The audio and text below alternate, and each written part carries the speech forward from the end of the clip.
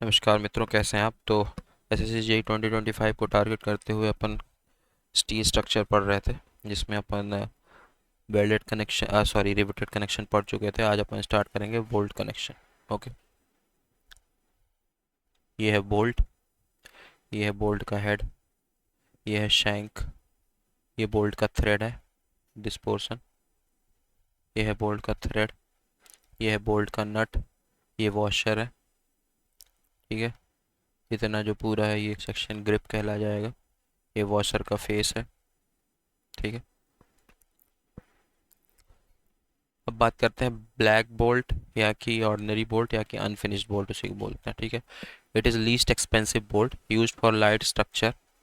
ठीक है। ये लीस्ट एक्सपेंसिव बोल्ट है, यूज़ किया जाता है for light structure subjected to static load and for secondary members जैसे पर्लिन्स और ब्रेसिंग्स के लिए यूज़ किया जाता है। ठीक है। It is not recommended for connections subjected to impact load. ये उन कनेक्शंस के लिए रिकमेंड नहीं किया जाता जिसमें इम्पैक्ट लोड लगे, वाइब्रेशन हो और फटीग आए। ठीक है। The bolts are available from 5 mm to 6 mm। जो बोल्ट्स हैं वो 5 mm से 36 mm तक अवेलेबल रहते हैं in diameter and designated as M5 to M36। ठीक है। अब बात करते हैं M16 bolt grade 4.6 bolt class जो है वो 4.6 के क्लास साइज क्या मतलब है। M16 मतलब 60 mm size of nominal dia, और 4.6 का क्या मतलब है, जो अल्टीमेट स्ट्रेंथ है वो 400 मेगा पास्कल होगा, और जो यील्ड स्ट्रेंथ है वो 0.6 इंटू FUB। तो 0.6 इंटू 400, तो ये आ जाएगा 240 मेगा पास्कल। ठीक है। ये मतलब निकलता है 4.6 का। इसी तरह 5.6 है तो 500 मेगा पास्कल, 0.6 इंटू 500। ठीक है। एग्जाम्पल। हम नॉमिनल डाया बोल्ट की बात करते हैं। अगर नॉमिनल डाया बोल्ट 12 mm है या कि 13 mm है। ठीक है। 12 से 13 mm के बीच है तो जो डाया होल है वो DN+1 mm ऐड कर देंगे। ठीक है। मतलब नॉमिनल डाया जो है, नॉमिनल डाया +1 mm ऐड कर देंगे। अगर नॉमिनल डाया बोल्ट 16 से 24 के बीच में है तो 2 mm ऐड कर देंगे। ठीक है। 30 से 36 के बीच है तो 3 mm ऐड कर देंगे। ठीक है। Bolts are most suitable to carry axial tension. Bolt जो है मोस्ट सुटेबल होता है एक्सियल टेंशन कैरी करने के लिए। ठीक है। अब बात करते हैं type of failure in bolted connection. Bolted connection में कितने टाइप के फेलियर होंगे। 3 तरह के फेलियर होते हैं बोल्टेड कनेक्शन में: shear failure, bearing failure and tension failure. ठीक है। टाइप ऑफ बोल्ट्स की बात करते हैं। सबसे पहला आता है high strength bolts. It is used in structure such as high raised buildings, bridges and machines. ये हाई रेज बिल्डिंग्स में, ब्रिजेस में और मशीन्स में यूज़ किया जाता है। बोल्ट साइज 16 to 36 mm की यूज़ की जाती है। ठीक है। फिर आता है high strength friction grip bolt. The joint using HSFG bolt is called no slip connection, slip critical connection और फ्रिक्शन टाइप कनेक्शन। ठीक है। High strength friction grip bolt ये प्रोवाइड किया जाता है रिजिड जॉइंट पे। It is provided in a rigid joint, no stress concentration in the bolt and therefore the fatigue strength is more. कोई strength concentration नहीं होता बोल्ट में, और जिसकी वजह से मतलब high strength friction grip bolt में, और जो फटीग स्ट्रेंथ होती है वो ज़्यादा होती है high strength friction grip bolt में। ठीक है। फिर आता है वेस्टेड सैंक बोल्ट। जब सैंक डाया, इसमें जो सैंक डाया होती है less than 0.9 times of root dia of shank होता है। ठीक है। ये प्रेफर्ड कहाँ होता है, preferred when the bolts are subjected to cyclic bending. जब साइक्लिक बेंडिंग लगती है बोल्ट में तब वेस्टेड सैंक बोल्ट प्रेफर किया जाता है। अब बात करते हैं रिब्ड बोल्ट्स या कि जिसको फ्लूटेड बोल्ट्स भी बोलते हैं। It's more resistance to vibration as compare to ordinary bolt. इसमें जो वाइब्रेशन को ज़्यादा रेजिस्टेंस देता है ये ऑर्डिनरी बोल्ट्स के कंपैरिजन में। ठीक है। Permissible stress for ribbed bolts are same as that for rivets.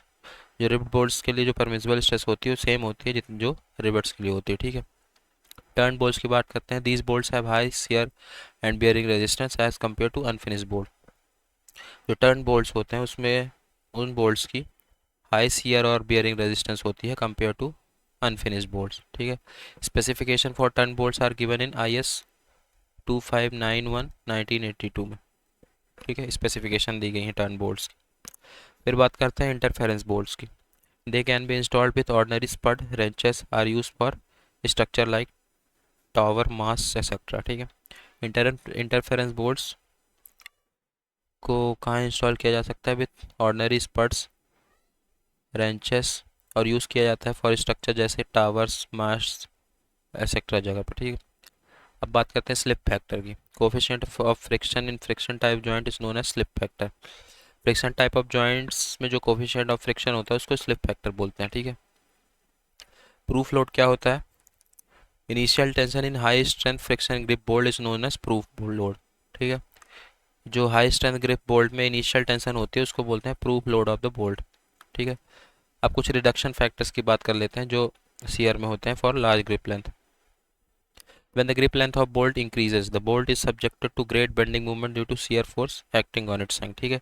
जब ग्रिप लेंथ बढ़ती है बोल्ट की तो जो बोल्ट है उसमें एक अच्छा बेंडिंग मूवमेंट लगता है, काफ़ी ज़्यादा बेंडिंग मूवमेंट लगता है, जो कि सैंक पे shear force की वजह से वो बेंडिंग मूवमेंट प्रोड्यूस होता है, ठीक है। Shear capacity of the bolt is reduced if total thickness greater than 5 times nominal dia of bolt। जो बोल्ट की shear कैपेसिटी वो रिड्यूस हो जाएगी अगर जो टोटल थिकनेस है वो 5 गुना हो जाए नॉमिनल डाया ऑफ बोल्ट की। तो मतलब total thickness if greater than 5 times of nominal dia of bolt then shear capacity of bolt is reduced, ठीक है। तो उसके लिए अपन रिडक्शन फैक्टर कौन सा लगाएंगे? बीटा एल जी 8d/3d plus L G. L G क्या है? ग्रिप लेंथ है, ठीक है।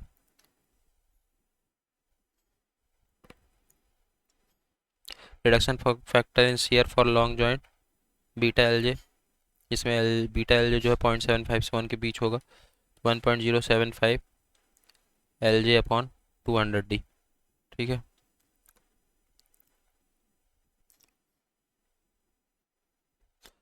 पैकिंग ऑफ प्लेट्स के लिए रिडक्शन फैक्टर कितना होता है? रिडक्शन फैक्टर्स की वैल्यू याद रखनी कि डायरेक्ट पूछता है 0.0125 thickness of packing plates TP के, ठीक है। टीपी के क्या? Thickness of thicker packing plates, okay. कुछ नोट है वो देख लेते हैं। जो बीटा एल जी है वो should not be greater is equal to, beta L G से बड़ा नहीं होना चाहिए, जहाँ पे बीटा एल जी क्या है? Reduction factor for long joint, and L G should be less और इक्वल टू 8d, ये होना चाहिए, ठीक है। तो यहाँ पे अपना बोल्टेड कनेक्शन कंप्लीट होता है। हम नेक्स्ट लेक्चर में बात करेंगे वेल्डेड कनेक्शन की, okay. Thank you so much.